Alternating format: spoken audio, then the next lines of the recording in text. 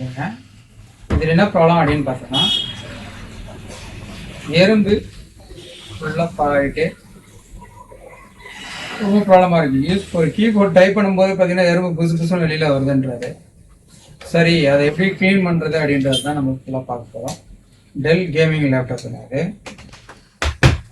வாங்க எப்படி க்ளீன் பண்ணலாம்னு சொல்லிட்டு பார்த்துக்கலாம். ஃபஸ்ட்டு பேக் பேனலில் ரிமூவ் பண்ணோம்.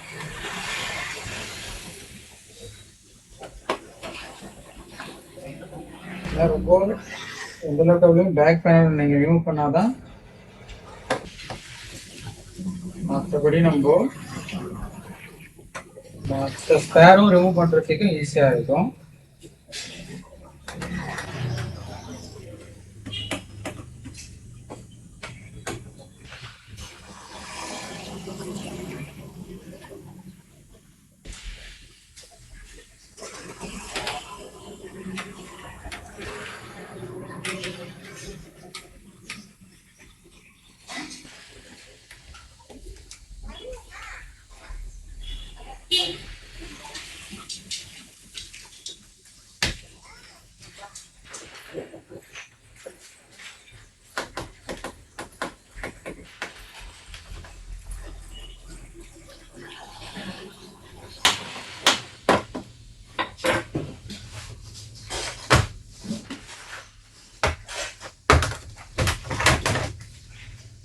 பேக் பேனல் ரிமூவ் பண்ணியாச்சு.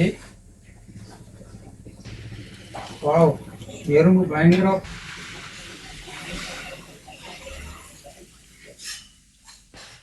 நண்பர்களே, எவ்வளோ நேரம் ஆச்சு இது ஃபுல்லாக வந்து எறும்பு இல்லாமல் ஃபுல்லாக க்ளீன் பண்ணுறதுக்கு எவ்வளோ நேரம் ஆயிடுச்சு நண்பர்கள்.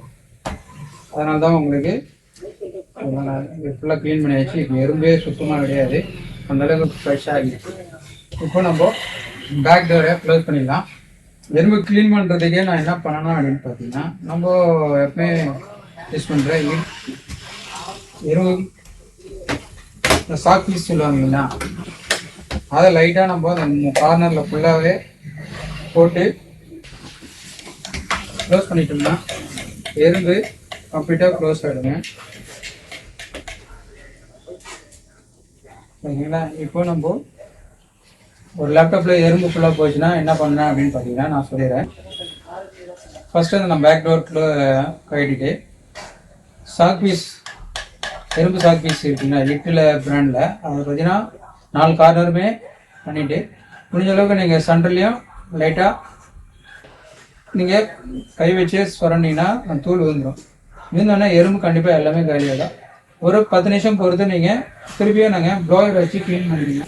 ஹேண்ட் ப்ளோயர் இருந்ததுன்னா ரொம்ப ஈஸியாக இருக்கும்.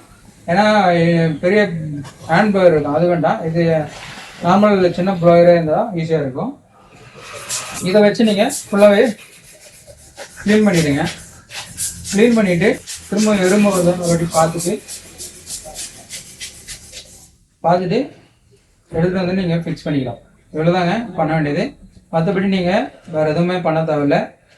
எறும்பு உள்ள பூந்துச்சுன்னு சொல்லிட்டு துணியெல்லாம் வச்செல்லாம் எதுவும் க்ளீன் பண்ணக்கூடாது. சிம்பிளாக பண்ண வேண்டிய விஷயம் இது தான்.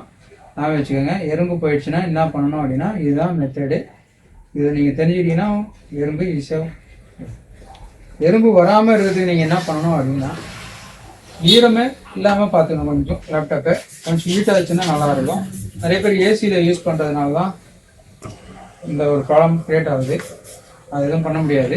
இந்த அளவுக்கு சேஃப்டி பார்த்துக்கணும். ஓகேங்களா? புரிஞ்சுச்சுங்களா? பாய்.